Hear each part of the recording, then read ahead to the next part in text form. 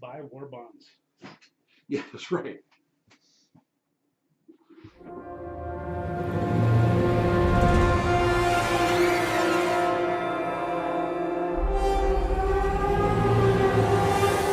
Recording from an undisclosed location in Sacramento, it's Jeff and Dave Talk Movies.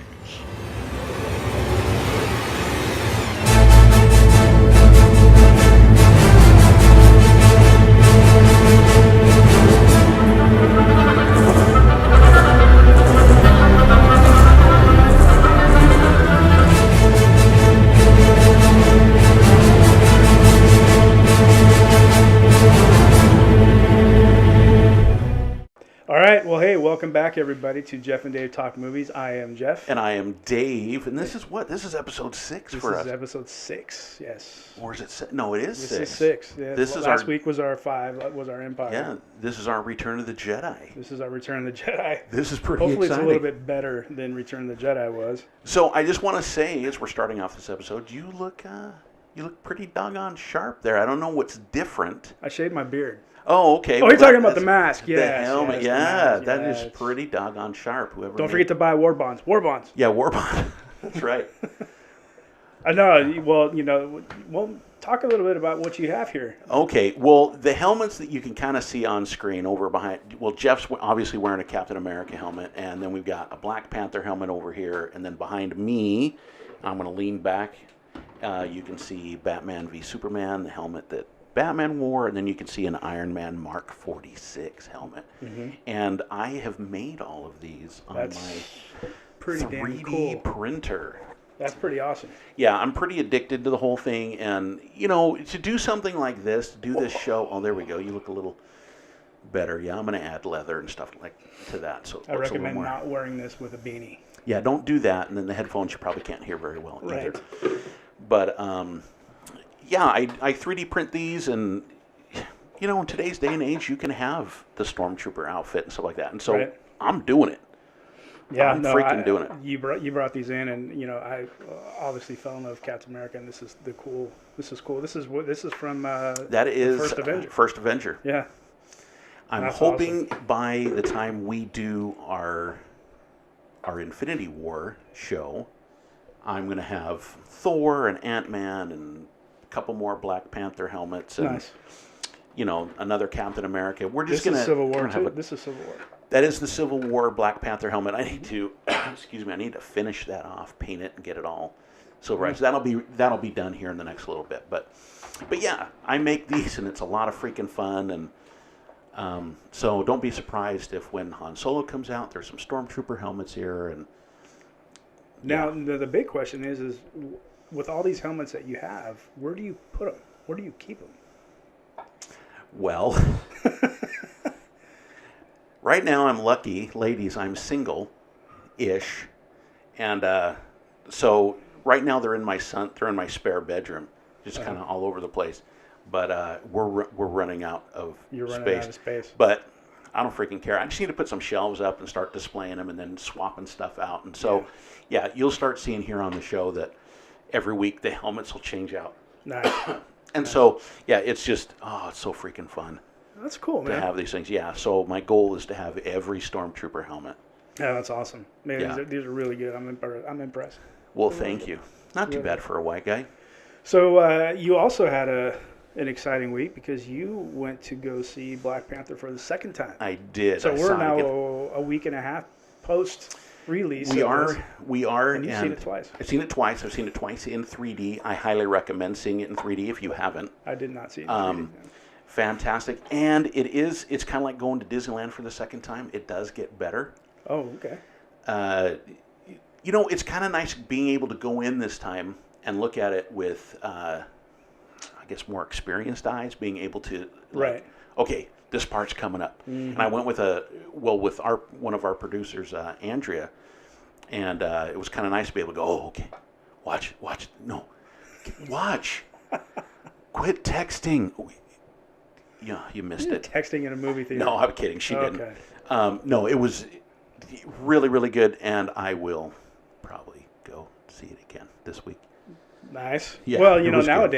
nowadays you can that'll be released on digitally in a month. Yeah, in the next little bit, and heck yeah, I'm going to buy that. And then let's see, not this coming week, but the week after, we get Thor Ragnarok on Blu-ray. Ragnarok, yep. And I'll be buying that. Oh, for sure. Such a good freaking movie. Actually, digitally, it's already out. I purchased Justice League digitally, so I have that, and I've watched that a couple times. Yeah, and I'll be getting Justice League the week after that. Justice League comes out, and oh, hell yeah. Yeah. Oh, gosh, we're living in such a good time with really cool freaking movies. Oh, man, I tell you. Well, and now, I think we touched on this before, but, this is, like in the 60s, 70s, and even 80s, you had the Western genre. The Westerns dominated it. And then, now it's the comic book genre. It is, and it's really there. And, I just had I had lunch with some friends, some former workmates, and one of them was talking about how she is kind of tired of the superhero genre, that we just have too many of them, and she was bringing up kind of the superhero fatigue. And I know a lot of people have talked about this, and I don't know that I can say that there's superhero fatigue right now. No, there's not superhero fatigue. Because if there were, it wouldn't be breaking records. It wouldn't be pulling in millions of dollars. Exactly. People wouldn't be going. People were like, yeah. Yeah. I mean, once you start seeing these dip below the $1 million mark, then you can say, all right, we need to step back from these trusts. Right. If they stop, and an argument can be made, well, if they made other movies, we wouldn't go see these. But, every summer we get a ton of really good movies. What else are they making that's better than what's coming out right now? Exactly. Yeah, I know there's talking about coming out with Indiana Jones, and I know there's a new Lara Croft movie, but I mean, come on, I mean, those are more nostalgia type movies, and I'm not really. I'll go see them for sure. I can't wait for the next Indiana Jones movie to come out.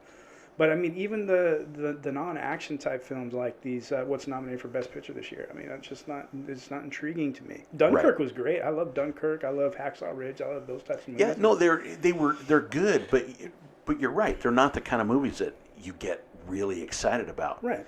And you see a lot of stuff where it's just like, yeah, I'll go see that, but you're not super thrilled. And the superhero movies, I get excited, and I think part of it is, we have this nostalgia thing, but who doesn't love going to Disneyland? Because it makes you feel like you're a little kid again. Sure, you kind of get to have your childhood, and at least for me personally, and I'm pretty confident I could be speaking for you too, going and seeing a Star Wars movie or going to see it puts you in a Academy movie, you kind of feel like a little kid again. Yeah. And who doesn't want that for 2.5 hours to go in and to feel like see these characters you grew up with, and see the new storylines develop, and like the new Solo movie coming out, and seeing the origin stories of all hopefully we get an Obi-Wan movie, hopefully we get a Boba Fett movie, and so I mean there's there's so much that's going on out there. It's great. It really is a great time to read these comic books that you read as a child. Yep. And now you've seen them come to life. Oh yeah. As an adult. Well, I look at, Tom Hardy. If you watch the behind the scenes of Dark Knight Rises, they're interviewing Tom Hardy. And I am the League of Shadows. Yeah. You'll have my permission to die.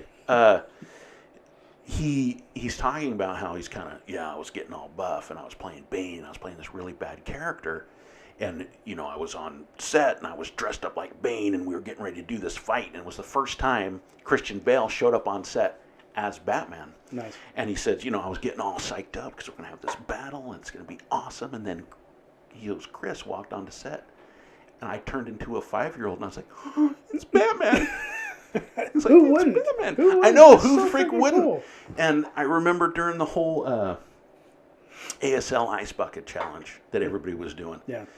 Well, Henry Cavill, who plays Superman, for those of you who don't know, did it dressed as Superman. Nice. And I liked Man of Steel, but I had a hard time seeing him as Superman. That wasn't Superman. Christopher Reeve is Superman to me. But there was something about him being on set. They're not filming anything for the movie. He just comes walking out with Amy Adams, and he's dressed fully as Superman. there was that 5-year-old in me that was like, oh, that's Superman. It's so cool. Yeah, I mean, it was awesome. Gosh, the second you brought up Henry Cavill, I was God, Warner Brothers in DC. My God, I have such a huge bone to pick. Yeah. So I'm watching Justice League. It was like I said earlier. I purchased it. I'm back here watching my computer because nobody else in the house wants to watch it. So this is kind of like my little man cave. Right. Come here to watch what I want to watch. Anyway, so I'm watching it, and I hated. They had to do so many different reshots of Justice League. Oh yeah. That they CG'd Henry Cavill's mouth. It's so they obvious. had to because he had a mustache. Right. For the Mission Impossible 6. But it's or Mission Impossible. God, it's so horrible. It's like, I know. Why? It's not great. It's not great at all.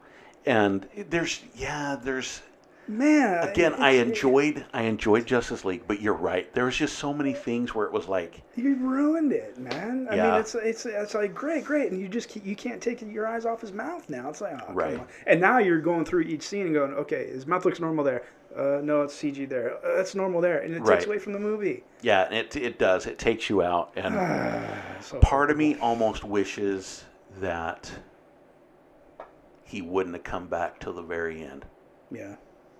That it was just, do a couple flashbacks, a couple homage things, and is it just me, or were you disappointed in how they brought him back? I kind of was, and it's kind of my fault because years ago in the comics they killed Superman. Right. He fought Doomsday, and I mean, kind of like what we saw in Batman v Superman. Right. He ends up dying, and then they did this whole arc called A World Without Superman. Mm-hmm. And it was really good, and there was people that were coming, there was 4 different Superman characters that people were like, oh, okay, which one is the real one? Yeah. And then this big, huge, I can't remember what it was, but some monsters coming towards Metropolis. And in part of the arc, you saw this character, this shadowy character that was kind of monitoring things. Mm-hmm. And I was like, well, I'm going to go check that out. So they have this thing coming towards Metropolis. They don't know what they're going to freaking do. Mm-hmm. And they go, oh no, Metropolis is going to get destroyed. And then off panel, you see this destroy Metropolis. And then they cut to this full page spread of Superman wearing the black suit going over my dead body. Right. And it was like, what? And it was freaking awesome. And it blew everybody away. And I was hoping that's what we were going to get. I keep flashing back to Superman 2 with the Christopher Reeve version, and where he came back at the end to fight General Zod. And all that. And nobody knew that he's coming back. Like nobody, everybody's like, well, Superman's gone. Well, he's dead. Yeah. And he makes this, all of a sudden you hear this dun dun dun dun dun. Dun, dun, dun, dun, dun, dun, dun, right, and wind. And then, the wind's picking up, and the newspapers are flying away, and here comes Superman flying over. It's like making this grand entrance. Well, you don't even see him fly in. All of a sudden, you hear General Zod, would you like to step outside? Yeah. And you're like, oh, this is so cool. I know. It was just so much like, they missed the mark on so much. It's like they're so out of touch at what's gonna work, and it almost makes me. I really want to see the movie before these reshots. I want to see the director's cut. I want to see these. I want to see it. I know. Because I want to. To me, it's just. I don't know, man. And I'm going to touch on this a little bit later, but they actually. They needed to find a new writer for the Batgirl movie. Okay. And because the writer backed out, and Joss Whedon backed out, and we'll talk about that in a little bit. Yeah.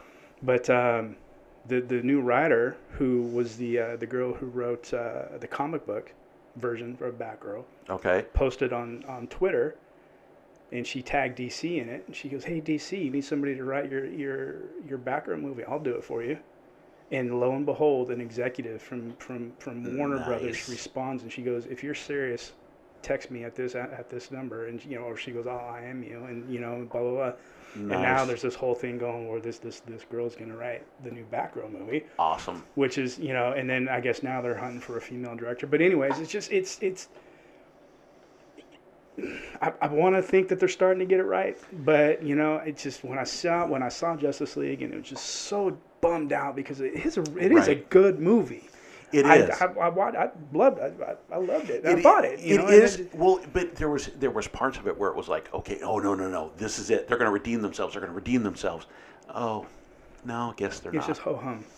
Yeah, it is, and it did bother me. Again, going back to the whole how Superman came back, it did kind of bug me because if you go back to the end of Batman v Superman, right, they showed he was coming back. Yeah. When the gravity starts to change and the dirt. And so it's like, it totally didn't fit with that. Exactly. It's like, no, he's totally coming back. What? He's already coming back. Yeah. Why can't we have it be where they show something that looks like, okay, no, there's a third bad character. Maybe even make it look like it's Darkseid. Because that's, Steppenwolf is a minion of Darkseid. And I didn't like how they did Steppenwolf either. I didn't either. About that. I think they should have totally had it be an actor and just made him look like he was bigger. I don't like the too much CG. There is way too much. It kind of goes back to those when George Lucas went back and did the Star Wars trilogies. Yeah, the sequel. It was just so much CG. I know. It ruined it. And which is kind of ironic because George Lucas always said that the effect should serve the movie and not the other way around.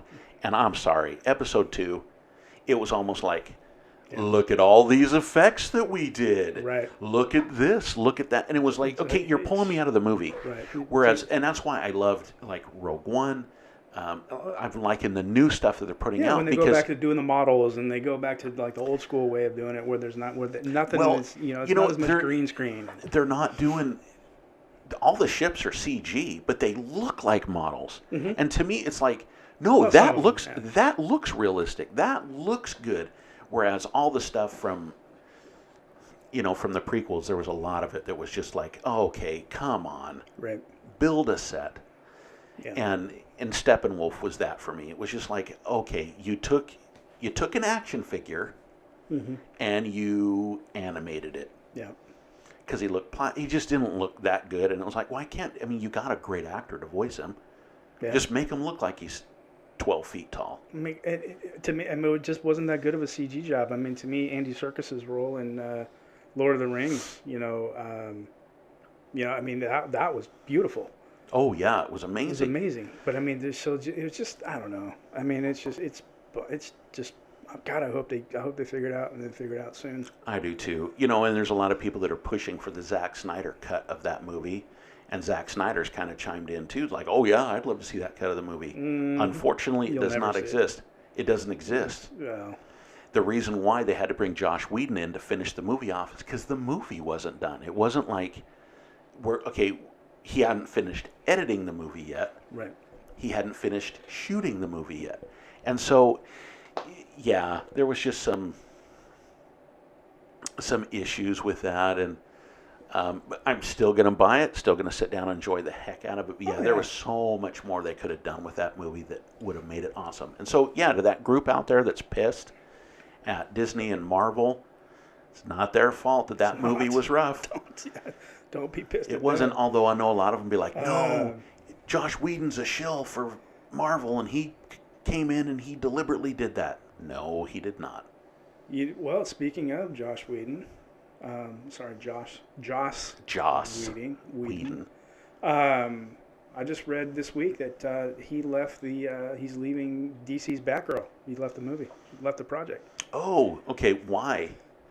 Well, in short, he said himself that he failed. For years, he tried to come up with a great storyline for the movie, and he couldn't. He just couldn't do it, and he left the project. Citing his own failure. It wasn't that he was fired or pushed out. He just left. Wow. I think it'd be awesome. I know they're looking for a female director. Yeah. Write a check to Catherine Bigelow.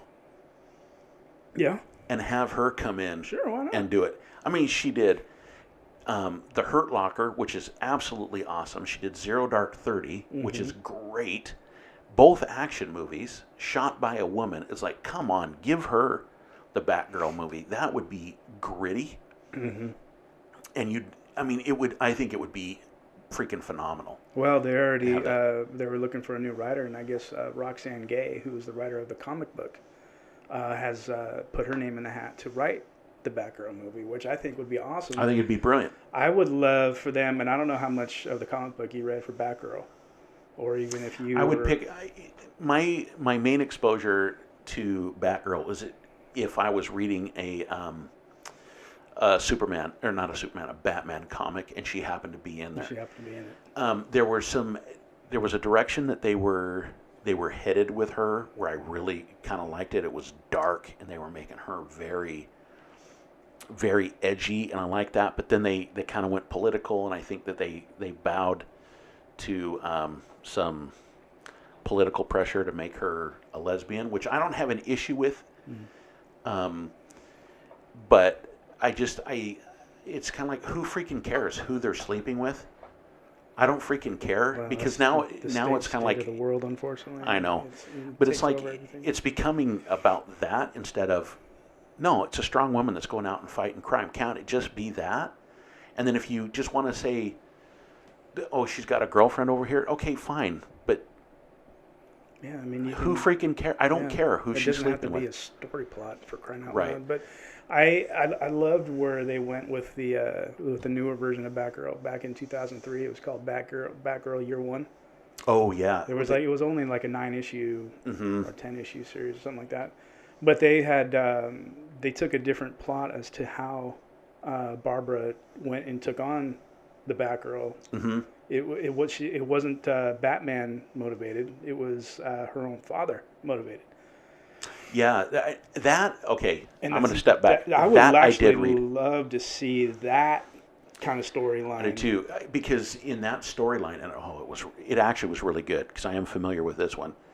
I love the fact she was sneaking out. She was keeping it hidden from her dad, and she had gone and she had purchased the suit, and she was trying to upgrade electronics and stuff like that. Oh, it was a good storyline. It fits right into kind of the road that everybody else is going down. I mean, it was all about sexism. It was all about, you don't want me to do that, or you don't think I can do that. Well, watch me. I'll prove you wrong. And she went out and she put on the cowl and she started kicking ass. Mm-hmm. But I would love for him to go down there. It was actually the Killer Moth. Is what I mean. She's going out there, and she's taking down little bad guys here and there. But it wasn't until she faced the Killer Moth where she finally realized, oh wow, I can do something here. Well, and I think that's one thing that we've lost too in the DC universe is it's always the big bad guy that they're going after. Right. And where Christopher Nolan got it right is it showed the street level stuff. Right. Where Batman was going after just the mob, or he was going after these low-level guys to try to work his way up to find out the information that he needed. I would love to see that aspect of Batgirl, where she's just going out, being on patrol in the city. Mm-hmm. It doesn't have to be this big, maybe at the end have it be a big bad. I would even love to see him work in the fact that Batman's gone. He's off doing this thing with the Justice League. Batgirl's back there, in the city holding down the fort. Well, but with that, maybe bring in Robin or Nightwing or Red Robin. There's a Nightwing movie coming. I know. And I would love to see the street level stuff. We're taking care of Gotham. And maybe there's bank robbers or something. I don't know. Feel free to use this, DC, by the way. Please do. But I miss the crime fighter. Yeah. The crime fighter that's made Gotham City afraid, and they think it's a myth. I would just love that, and we don't necessarily get that anymore. It's always we're going up against the Joker or a big, one of the rogues gallery. Oh God, give the Joker a rest, for crying out loud. Yeah, and DC, we do not need a standalone Joker movie. No, we do not need that. We beat that one to death, but. I was just reading up on more on the Nightwing movie, and Chris McKay, the director, there's been so much, directors jumping movies and leaving, or, and everything, and he actually came out, and he goes, I am not leaving this film unless I'm fired. I will not back away from the Nightwing movie. So this Nightwing movie is coming, and I would not be shocked if, Nightwing and Batgirl are together. Well, here's what I'm hoping too, because we know that Ben Affleck is going to do one standalone Batman movie, and he's going to do the Justice League movie, the next Justice League movie. So he's got 2 more in him.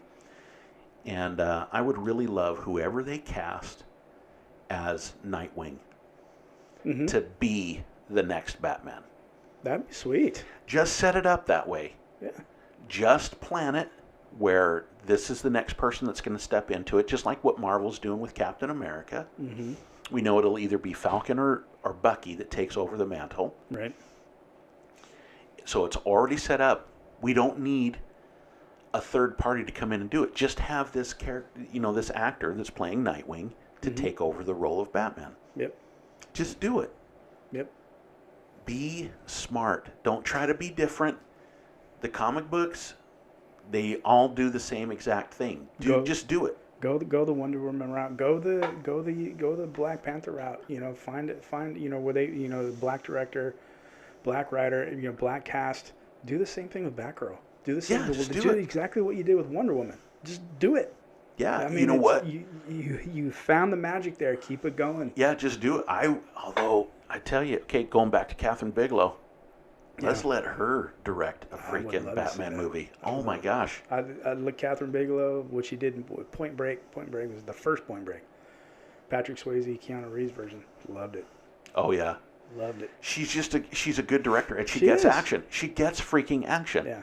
If you go see The Hurt Locker, you go see Zero Dark 30, Point Break.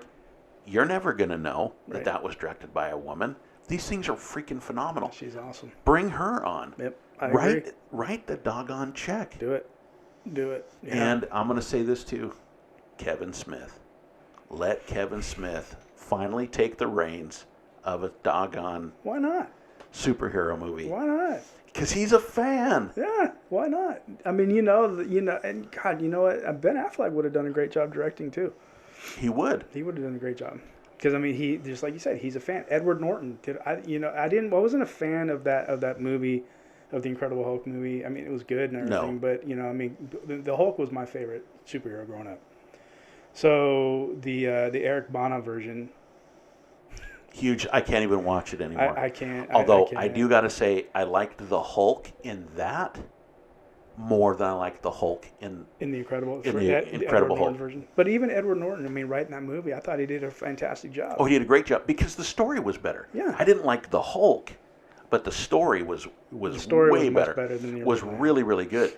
But then, of course, we get the Avengers, and they finally got the Hulk right. They nailed the Hulk there. Yeah. Oh, the Hulk has been amazing ever since then. But yeah, so I mean, you got to find a groove, Warner Brothers. They've got to find a groove, and they got to. And once you're in that groove, stay in it. Don't be, let's try something different. No, right? Because that's where you're screwing up. Well, in the other area that they're screwing up is it's like standalone. It's like, no, this movie leads into this movie, which leads into this movie, and then we do another Justice League. Right. Then we do this movie leads into this movie, which leads into this movie, another Justice League. Yeah. Why can't, or at least a team-up movie, why can't you just do that? Yes, that's what Marvel's doing. And guess what? Marvel's making a crap ton of money. They're hitting home run after home run. Because it engages us as an audience where we're able to go, oh, okay, this is going to go and do this, and then this is what's going to happen. And and it's not too late. I mean, they can still make this work. But you totally could. Well, we just talked about it. If you do the Nightwing and the Batgirl movie, and you get the right people, to do it. Right. Okay, well now we're setting up a future for that, and we can make a cohesive universe because that's what we're doing. Instead of just this movie stands by itself. This movie stands by itself. Let's stop doing that. Right. See, that was another thing. Justice League should have totally referenced Suicide Squad. Yeah. They should have. There was nothing there. No statement about it at all. They should have said, after what happened in Coast City, we need to come together. Ben Affleck, Batman was in it. So I mean, the tie-in was there. It totally was, and so it's just I don't know. It bothers me that they don't bring it up. I mean, shoot, even the Netflix Marvel TV show, shows bring up what happened. It's all over the place. It's like it's not, nothing's tied together. It's just Nope. so scattered. Nope. It's like nobody knows what the hell to do, and so they're just, well, let's just come out with another movie. We got to hurry up and come out with another movie. Well, you're not setting it up. You're not. They're not. You gotta. Come on. And that's been my complaint from the beginning. How long ago did they start setting up Thanos, for crying out loud? Just even if it was an end credit scene. Well, they started setting up Thanos at the end of the first Avengers. Right. That's what I'm saying. So everything's been building up to that, and we've been seeing the build up to it, and that's what makes it so amazing. And it's just like that's why the Infinity War is just going to be freaking epic in every scale. Oh yeah. It's gonna be. I don't know. I mean, I don't know. I'm reserving judgment, but just because of my disappointment with the last Avengers movie. But but they made it up to us with Civil War. Yeah. Because Civil War, I know it's not an Avengers movie, but it was an Avengers movie. It was an Avengers movie. It was. We didn't have Thor the Hulk, but we had everybody else. Yeah. Right, yeah. And Civil War was so freaking good. But that's even Age of Ultron. I mean, they missed the mark there too. They did. It's just like, come on, man. They did, but I don't know. But everything after that though has been very solid. The movies have been great. Oh yeah, I mean, look, I'm not complaining. I still saw it 3 times, I think. Going back to Justice League while it's still fresh in my mind, is another villain that I want to see give a rest, at least somewhat, is Lex Luthor. Yeah. I mean, he's back. He's back again. I know. And it's okay. Maybe in the next one, maybe he's like bankrolling. Maybe he's just he's in the back. He's behind the scenes, and I would love to see that. Yeah. I don't mind seeing a Deathstroke, but they did. What was it? It was a computer game, Arkham Origins, where a shadowy person, they thought it was Black Skull, put out a hit on Batman, and so all of these hitmen come into Gotham City to try to kill Batman. And it was really, really cool because we got to see Deathstroke and Deadshot, and cool. Mantis came in, and we got to see all of these characters trying to take him out, and I would love to see that. That'd be so cool because it's all these little minor characters. Yeah. I mean, shoot, there's a character in the comic books, the Mad Hatter, who's basically a child predator. Yeah. Yeah. Which I know makes people cringe, but how dark, kind of how edgy it would be to see that kind of movie. It would, and you can make it work without being sick about it. Well, you don't have to be. You don't have to be perverted. You can allude to a lot of stuff. With it. You can be totally. I would love to see something like that. I would love to see him just find a groove and stick with it, and start setting up your movies the right way. Yeah. Quit this Jimmy jacking around, man. You need a central voice, and you need to trust that central voice, and you need to just let them do it. Quit interfering with it. Patty Jenkins proved it with Wonder Woman, and I know we bring it up every episode, but it's a perfect example of it, where if you leave the director alone, you trust the process, you trust the product, you can have some amazing things happen. And I did like Batman v Superman. I love what Zack Snyder did with Man of Steel. But let's bring in some new blood. Yeah, please. And make it where there's a cohesive voice, where every movie has something to do with what's building up to the next movie. You can kind of turn it around. It's not too late. No, that's not. It's still early in the game for everything. I mean, there's so many different storylines and different ways you can go, and it's still early for them. They just need to figure it out. Yeah, and hopefully they do. I mean, hopefully they have the right people there to figure it out. Right. Here's hoping that they're able to right the ship and actually get it right. But sadly, I'm not going to hold my breath. God, no. But I think that there's potential for greatness on the horizon. Whether or not they take the reins and they do it, we'll see. Now, with that being said, will I go see the movies? Yep, I'll go see them opening weekends. Absolutely. But I don't know. Yeah. We'll see. I'm all for it. Come on. I mean, DC was the first, it's the original Superman, Christopher Reeve. Oh yeah. I mean, it's for me it was Incredible Hulk and Superman. Growing up as a kid, that's what you had. Yeah. So. Well, yeah, I remember I was shoot, I think it was like 8 or 9. My parents took my older brother and I to go see the Christopher Reeve movie or go see Superman, and I tell you, never wanted to be a superhero so bad as I did walking out of that movie. Oh, you and every other little kid. Oh yeah, and I will still sit down and watch that movie. Oh, for sure. Today and feel that way. It still holds up 40-some-odd years later. It's beautiful, and Christopher Reeve, it killed his career to a certain degree because he so embodied Superman. Yeah. That any movie he was in, everybody was kind of like, "So when are you gonna fly?" You got it. Well, and Christopher Reeve was such a great actor, man. Oh, he was. I remember there was a movie that came out, and I'm going to get this wrong. It was right after he came out with Superman, and I want to say it was called A Moment in Time. Somewhere in Time. Somewhere in Time. Thank you. And the only reason I saw it is because Christopher Reeve. Right. I can't remember how old I was. I was, I don't know, 10 or so. I don't know, 8 or 10. Right. And I saw that. I sat there through that whole movie waiting for him to Superman, but he never turns to Superman. But I mean, I still enjoy that movie, and even when I see it come on now, I still watch it. Just the range that guy had. I mean, he was so freaking good. Yeah, he really was. And just to our male listeners out there, if you're dating a lady, go rent Somewhere in Time and watch it with your girlfriend. That's a good movie. It really is a great movie. You'll get laid. It's a good movie. It is. It is a good movie. But yeah, the whole time you're watching it, you're kind of like, maybe now he's going to turn into Superman. Right.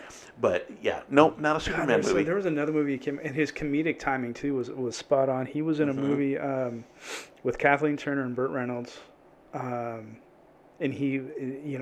Christopher Reeve's a giant guy. He was 6'5", 6'6", something like that. He was. I think he was more like 6'3", 6'4", but he was a big guy.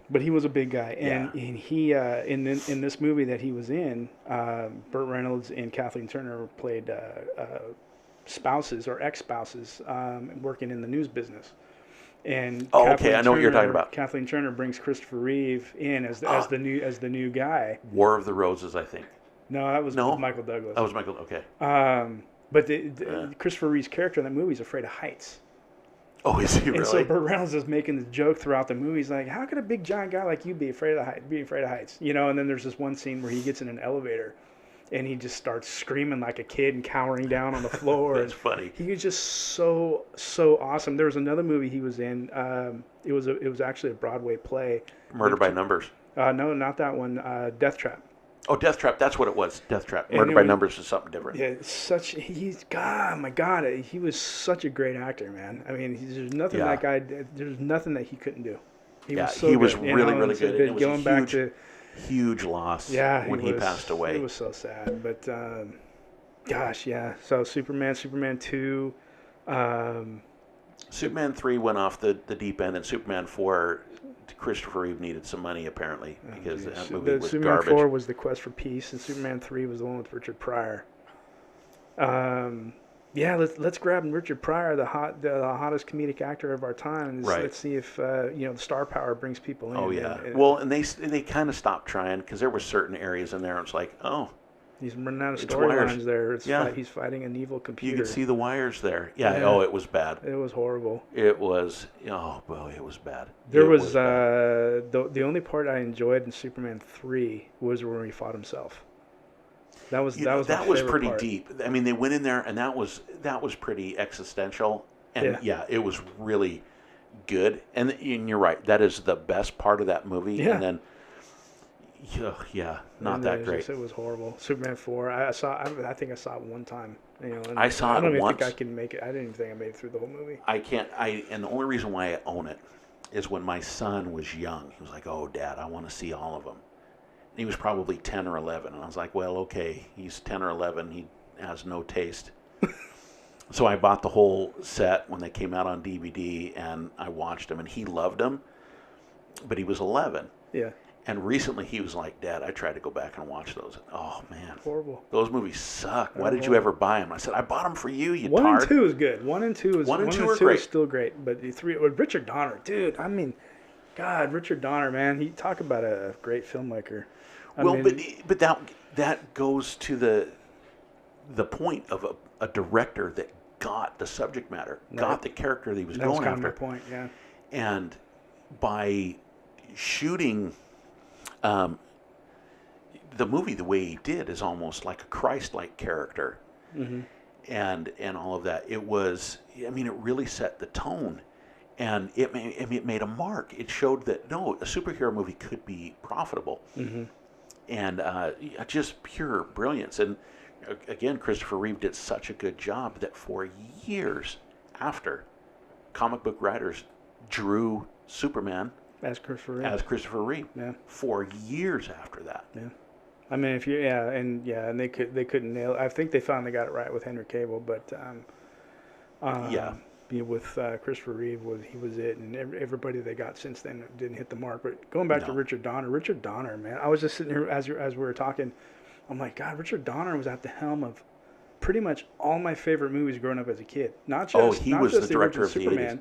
But I mean Goonies. Oh yeah, such a good movie. Lethal Weapon, movie. The whole the Lethal Weapon, right? Yeah, I mean, dude, the guy could tell a story. Oh yeah, he really could tell a story. That's why when we're talking about female directors and going back to Catherine Bigelow is another person that gets it. I mean, she can tell a story with the camera. She totally can. She has a really good cinematographer, and together they're really able to just build an amazing story. Again, go back and watch The Hurt Locker. And that movie is freaking fantastic. Her character development, the way they shot it, the whole thing. I mean, you're from beginning to end, it just draws you in. It deserved the best picture. Yeah. It totally did. Yeah. There's another storyline I came across this past week, speaking of directors, was Steven Spielberg, and how disappointed and upset he was over his movie Hook. Oh, that movie's magic. I love it. I see it. Yeah. I got the poster right there. I love that movie, but he was so upset with his work and that he goes, that's the one movie I regret. Oh, he goes, I just couldn't. I couldn't get it right. He goes, I didn't get it right. No, he totally got it right. Well, he got it right, but I mean, the critics hated it, but the audiences loved it, and that's ultimately what you want. Right. Well, there's certain aspects of that movie where, when I was younger, choked me up, but now as a father, choked me up even more. I mean, the one scene where Peter's forgotten who he is. He's forgotten that he's Peter Pan, and he's there with the Lost Boys that first night. Yeah. And I believe the Lost Boy's name is Pockets. Goes up to him and starts pulling on his face and like holding his face and looking at him. And at one point he just smiles. He goes, there you are, Peter. Yeah. And then all the boys come over to see. It just, oh my gosh, that gets me. And then later in the movie, Thud. Thud comes up to him and is just like, I really wish you were my dad. Yeah. And gosh, it was so good. It was so good. It really was a great movie. I still watch it to this day. In fact, I got my kids now watch. Hook's on. Oh, such a good movie. Several years before them, but yeah. I mean, it's. I was kind of, when I read that, I was like, wow, really? I mean, that's one of your better movies. Well, I shouldn't say that. God, every movie he's made. He's done some amazing stuff. It maybe not in his top 10, but I mean, it's still definitely. Oh, it's a good movie. Here's what I would love to see for the future. I would love to see a Steven Spielberg helmed Star Wars movie. I want to see the Quentin Tarantino Star Trek, and I would love the Steven Spielberg Star Wars movie, but the Quentin Tarantino Star Trek. Did you get that email I sent you? It was a fan-made Quentin Tarantino Star Trek trailer. Yeah. Did you see that? Yeah. It was so freaking cool. It was good.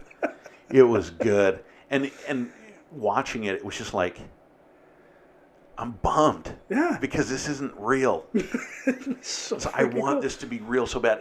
A buddy of mine sent me, speaking of fake trailers, sent me a fake trailer for Pixar's X-Wings Oh, I didn't see that. I don't know who made it. I'll send you the link. I don't know who made it, but it looks like a Pixar movie. Nice. With X-Wings. Nice. And oh my gosh. There's some great fan-made stuff. So good. There was, even this Black Panther poster behind me is, I got the idea for that poster from a fan-made poster. I don't know. Let me see if you can see it all that well.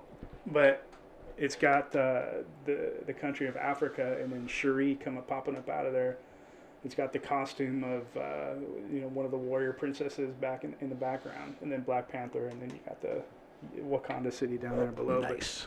But I got the inspiration from a fan. So I mean, there's some great fan stuff out there. There really is, and it's getting. I mean, there was a fake trailer made for Batman v Superman before it came out. Yeah, oh my gosh, it was like you see that where there was a great 3D animation fight of Superman versus the Hulk. Oh yeah, really that was awesome. Oh yeah, there's some great stuff being out there. That's awesome stuff, man. Some great stuff. We may have to do an episode on that at some point. Just do a whole here's some fake stuff. Fake fan stuff, because the whole. And we got to show Quentin Tarantino's that Star Trek trailer, because that was and it was with the original cast too, which was beautiful. Oh, see, that's awesome. But there's just a bunch of really good stuff out there. Star Wars kind of started with a bunch of Star Wars fan films, but man, I've watched a couple recently that were like, we need to give them the reins of a Star Wars movie. Oh, dude, I was just really thinking good. that. It's like, DC, why don't you start tapping some fans for some of your stuff? Because, I mean, you'll get quality. I read somewhere, too, that where it said if Quentin Tarantino, maybe you told me this, I can't remember, but if Quentin Tarantino does direct the next Star Trek movie, William Shatner said that he would be in it. And you could totally make it work storyline-wise. I think that'd be freaking cool. You got to, come on, William Shatner's getting up there, and that guy's 80-something years old, I think. But I mean, it's he's pushing 90. But I mean, you got to come on, use the guy, man. Yeah. We need more Captain Kirk. We do, and we did Spock Prime, and you changed the timeline, so you totally could bring him back. Mm-hmm. So it would be super interesting to see that, and God, I hope that happens. I want to see the Tarantino Star Trek movie. I would love to see that. That would be awesome. Kind of going back to what I mentioned before about Steven Spielberg's top 10. We have a different top 10 list. Oh, yeah. We talked about this last week. Yeah. So, in case you missed it, there was a fan-made top 10 list, and I saw this on MSN.com. And I opened up and I read it, and I was really bummed out by the list. And this was right after Black Panther was released. So I'm assuming Black Panther wasn't on the list just because it just came out, so the guy who probably made it didn't get to see it.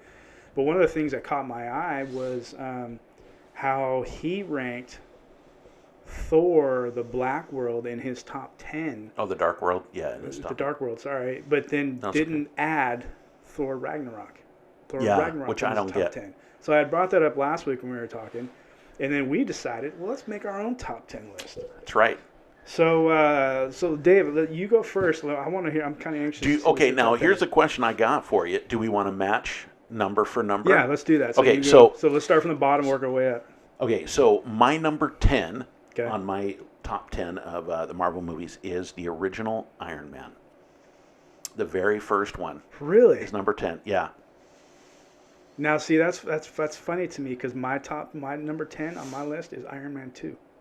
Oh, okay. I did like it. It was a toss-up for me because it almost turned into my top 15 because I originally had Iron Man 3. It's really hard to rank these movies. It is. Iron Man 3 didn't even make my top 10. No, it's not on mine either. But my number 10 is Iron Man. Yeah, and mine's Iron Man 2. Nice. Both good movies. Now, anybody listening, I know there's gonna be some debates. Just put that down in the comments. Sure. But I mean, it does get kind of hard because it's such a good. It is. It's a good slate of movies. So my number 9 is Captain America: The First Avenger. Really? Yeah. Okay, so Captain America: First Avenger didn't even make my top 10. Oh, really? My number 9 was Ant-Man. Okay. And with as great as a movie that is, I think maybe you can kind of start seeing, okay, this is a tough list to crack. My list was tough to crack. And Captain America: First Avenger was a great movie. Ant-Man is on number 9. Yeah, well, Ant-Man is on my list, but it's rated a little higher, but we'll get to that. But yeah, number 9 for me, Captain America: First Avenger. So Ant-Man, number 9 for you. Yep. Yeah, because I've been curious about this all week. It's like, let's see how, do we even line up anywhere? So far, no. So far, no. So my number 8 was the original Avengers. Wow, it got pushed down that far. It did, because there were some movies that I just like so much more. My number 8 was Doctor Strange. Oh. Yeah, my number 7 is Doctor Strange. Oh wow. Okay, so 8 was My 8 was the Avengers. Your 8 was Doctor Strange. Your 7 is Doctor Strange. My 7 is Captain America: Civil War. Oh, okay. Well, Captain America: Civil War is rated a tad higher for me on there. So this is really interesting. Okay, so number 6 for me is Guardians of the Galaxy number 1. Oh, that's my number 6. Okay, so we lined up right there.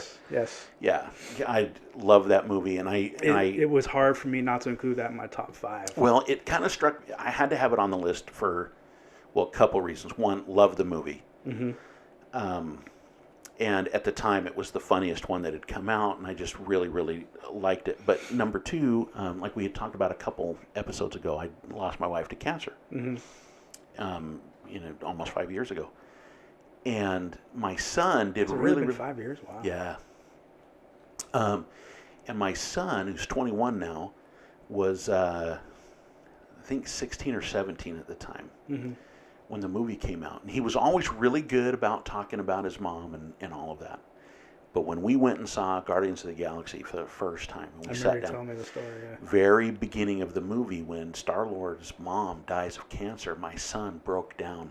Mm. And I told him, it's okay, it's totally all right. But he processed his mom's death through this movie. Yeah. And as we were walking out that time, he was still kind of emotional about it. And he goes, Dad, I totally get Star-Lord. Yeah. Now, and to me, it was cool because my son related to a superhero differently than I would ever have pictured anyone relating to a superhero. So yeah, that's great. So yeah, love that story. So that was my number 6. Okay, all right. Number 5, Thor: Ragnarok. Wow. Okay, all right. My number 5 was Captain America: Winter Soldier. Okay, Captain America: Winter Soldier rated a little higher for me. I kind of see where you're going with this. And we're getting there. Okay. But that was my number 5. Number 4, Ant-Man. Okay. Okay. So Ant-Man for you and Winter Soldier for me. All right. Number 3. Number 3, Black Panther. Wow. Okay. All right. My number 3 was Thor: Ragnarok. Okay. And it was hard. Okay. For a while. Thor: Ragnarok would have been probably 1 or 2. Now, see, this is where we're starting to get into. I went through this list, my top 3. I kind of reshuffled them quite a few different times. But Thor: Ragnarok was such a great movie. It was funny too. It was phenomenal. I loved the Hulk in that movie. Oh yeah. Marvel really nailed the Hulk, man, in all their Avengers movies. It was in every single, from the Mark Ruffalo version. Awesome. Well, and I liked one thing that I liked about Mark Ruffalo's portrayal of the Hulk and the way they did it. So in the Avengers, still more of a stupid Hulk, but you could see the intelligence there, and I really like that. Whereas before they had never really portrayed the intelligence of the Hulk, right? And they've always done really good with that, where you can see that Banner is there, and then in Ragnarok it was almost like, oh no, they totally kind of truly nailed the Hulk, and I think Mark Ruffalo as Bruce Banner is, to me, I liked Edward Norton's version of it, but Edward Norton wasn't nerdy enough for me. He wasn't. You know what I mean? And like he wasn't that scientist type. In fact, they didn't really touch on the scientist aspect of Bruce Banner in that version of Incredible Hulk. Although he did a lot of things, but I still think Mark Ruffalo. No, he just done so good. All right, it's number 2. Number 2, Captain America, Winter Soldier. All right, that's your Winter Soldier. That's my number 2. Okay. All right. So this was a tough one for me, folks. Number 2, like I said, I went through this list, and this movie was number 1, and then I was like, no. My number 1's going to be, we'll find out soon enough. But number 2 is Black Panther. Okay, nice. And it flipped back and forth for me. Yeah. But I had to go down to, if you had a choice, let's say Black Panther's out on Blu-ray. Yeah. And I'm going to my Plex server because I have all my movies digitally and all that. What would you watch out of all of them without question? And that's how I kind of rated everything. Okay. All right. And that's why my number 1 is Captain America Civil War. Civil War. Because, again, not an Avengers movie, but to me, next to the original Avengers movie, awesome. Nice. Awesome Avengers movie. Okay, all right. I went a little bit different direction with my number 1, but my number 1 is I'm going old school, and I'm going with the original Iron Man. Is my number 1. To me, when I first saw, when the original Iron Man came out, I didn't get a chance to go see it in the movie theater. Oh, that sucks. It did. I got to see, in fact, I was way late in the game, and I got to see Iron Man 2 before Iron Man. Oh, wow. That's how, going through a lot of stuff back then, and I couldn't, couldn't do it. It didn't work out. No, I get it. But, so I saw Iron Man 2 before Iron Man, but when I went back and saw Iron Man, freaking love that movie, man. And it's on TV like just about every time, but every time that movie comes on TV, I'm watching it. I watch it. And I don't care if it's 3/4 of the way through the movie, halfway through the movie, or if it's just the tail end of the movie. I'm watching that damn movie. Yeah, and I do feel bad that it's not rated higher on my list, but you're right. It did set the tone, and that's why it made my list, my top 10, because it set the tone. For everything else. And I did like the aspect of watching him go through the process of making the Iron Man suit. And that's why going back to those are the type of superhero movies that I love the best. I love the human aspect of that movie. More so than, this person is Black Panther already. This person is Superman. This person is the Incredible Hulk. Right. I love that, he just started out as Tony Stark. And then he Warmonger, basically. Right, and he kind of morphed his way into Iron Man. And I love that arc. I love that, and then Robert Downey Jr. as Tony Stark. I mean, that's why they either have to kill him off in the Avengers Infinity War series, or if he is going to continue his portrayal, he's got to back off from the Iron Man costume and just maybe kind of bankroll the thing or something. But I think ultimately that's what's going to happen. But yeah, to me, Iron Man for me was my number 1. So I had Iron Man, Black Panther, Thor Ragnarok, Captain America, Winter Soldier, and the Avengers was my top 5. And for the longest time, the Avengers was my favorite one. I didn't think anybody could ever beat that. But now it just got pushed all the way back to number 5. And when Winter Soldier came out, oh my God, that was like Winter Soldier is almost awesome. A spy movie. I mean, that movie could have been my number 1. But then Thor Ragnarok came out. I'm like, dude, what are you doing? Yeah, Marvel? I know. You're killing me here. You're making it really hard. But it's tough. But with Captain America: Civil War, I loved the fact that we were pitting everybody against each other. We had two sides. We have two sets of superheroes that don't agree. And I like at the end, neither side lost who they were in it. that they're really, you could see the point of both sides. Mm-hmm. We're like, well, you know what? He's bringing up a good point here. Well, you're bringing up a good point here, and never once did you really see anybody truly as a villain. Mm-hmm. And I like that. Yeah. And so it spoke to me with just the, at the end, everybody still maintained who they were. Mm-hmm. And I just think if. Today, if we can solve conflicts by still maintaining who it is that we are as people, mm-hmm. Then I think we're going to be okay. Yeah. Don't ever lose sight of who you truly are. That's for sure. Yeah. Well, and it was our first appearance of Spider-Man in the Marvel Universe, and the first appearance of Black Panther. I loved all of that. Speaking of Spider-Man didn't make any of our top 10. Nope. No, and it's because... And I loved... now, don't get me wrong. I loved the Tobey Maguire Spider-Mans. Right. But when Marvel took over, I was like, finally, they're going to get it right. And they did. I loved Homecoming. They did. But it wasn't... I mean, I'll still watch it. Right. Anytime. But it just wasn't... It's not... Well, the way I kind of look at it, it's enjoyable, but there were some political things that I just was kind of like, didn't really care for that. But... You break it right down, it's our 6th Spider-Man movie. Right. And I love Tom Holland's portrayal. I think it's great that we finally have a teenager doing it. I love that he's a freshman in high school, mm-hmm. that he's still dealing with all of, the teenage stuff. Mm-hmm. Really, really, I did love that, but it wasn't, it's not going to be my go-to.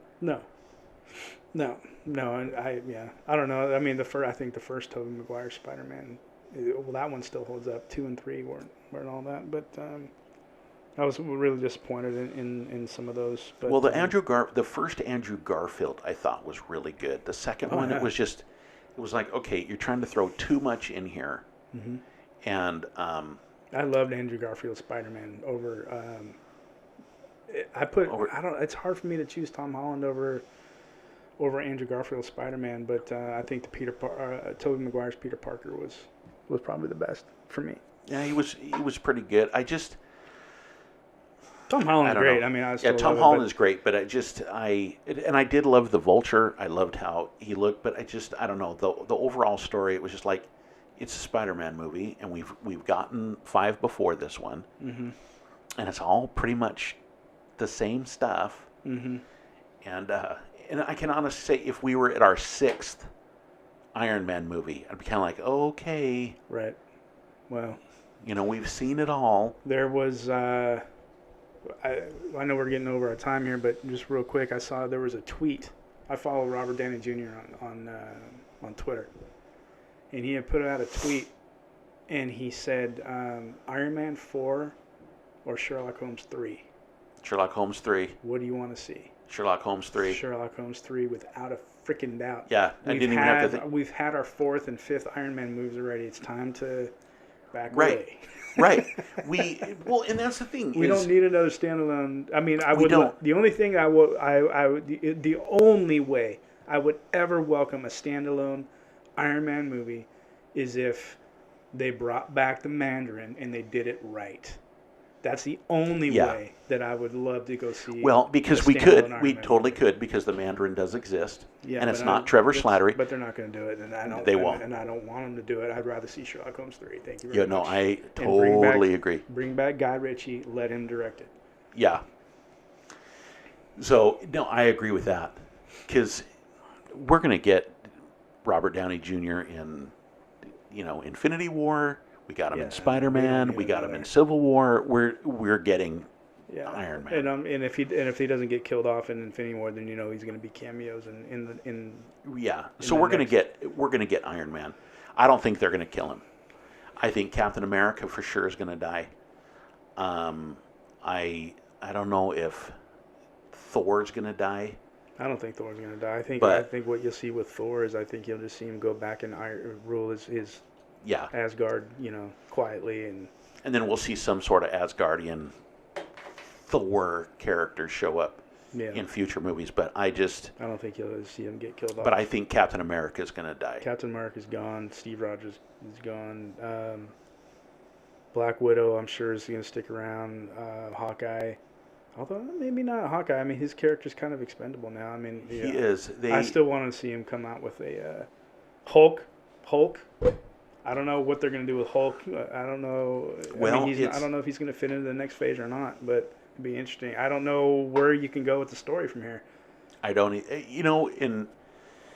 I think that's why they're getting new characters into the universe so we can spread out a little bit. Because, we have kind of seen, Tony Stark, I don't think he'll die, but I think he's going to be like, well, I kind of want to go marry Pepper. I want to go focus on that, and I'll be here, but I won't be in the suit. Although you did see Bruce Banner say, in Ragnarok, if I turn into, he goes, I'm just waiting. It could be any time. The next time I turn into Hulk. Maybe the last time. I'm staying the Hulk. Yeah. And they very well could go that route with it. Yeah, and in the comics, they've posed the question where, do you turn into the Hulk, or does the Hulk turn into you? Mm-hmm. So who's the real identity? Right. And so, they could just be like, he just stays the Hulk. Yeah, maybe he goes back to space, and maybe we'll see some sort of Planet Hulk type thing or something. Which, who we'll knows? See. You never know. But there's so many different ways you can go with it. Yeah. For me, the Hulk's always been my favorite, so hopefully they don't kill him off. But no, I don't think he'll die. I think the only death that we're guaranteed is Captain America. Well, I think we'll see more than that. I think you'll see. I know War Machine's back. They're not going to kill Ant-Man. Maybe War Machine, maybe Hawkeye, maybe. Who knows? You don't. Somebody big's going to die other than Captain America, and that's my theory. You know what? I'm kind of voting Vision. I think Vision's going to die. But we'll see in May. He's got the Infinity Stone, so he does. What is he without that? So we'll see what happens. Yeah. May, ladies and gentlemen. That's too far away. 2 months away. But we are way over our time. We are. And although it's been fun, and an hour and 10 minutes has gone by just like that. So that was great. It was interesting. Your top 10 list compared to mine. It's funny how your 10th was Iron Man. Mine 10th was Iron Man 2. Yeah. Was Iron Man 2 on your top 10? Nope. Didn't even make your top 10. Nope. But I did get all 3 Captain Americas on there because I don't know. It was hard for me not to include the first Avenger, but it was toss up between first Avenger and Iron Man 2, and I had to go Iron Man 2. You got to go with what your soul is telling you. For me. That's Tony Stark's the man, dude. So. Oh yeah. Iron Man 3 was horrible. We can go away, but I was just so bummed out about that movie. No, there were aspects of it that I really did like, and Iron Man 3 almost made my list. And when Trevor came out of that bathroom, he said, "Oh, don't go in that bathroom." And Tony Stark's hiding behind the bed, and he's like, "What?" It's like, come on, man. I actually kind of love that, and I love I loved it, but it's not what I wanted to see and what I expected to see. I know. They set up in the beginning of the movie that the Mandarin was going to be badass. Right. And and it kind of said it almost kind of had an Osama bin Laden type feel on it, which prick. But to me, the way they went with it was just like, oh man, you just killed it. Right. You killed it for me right there. Yeah, I know. Anyways, all right, folks. Well, hey, thanks for joining us. That has been our time. That's it. So I am Jeff. And I am Dave. And bye. Bye, everybody.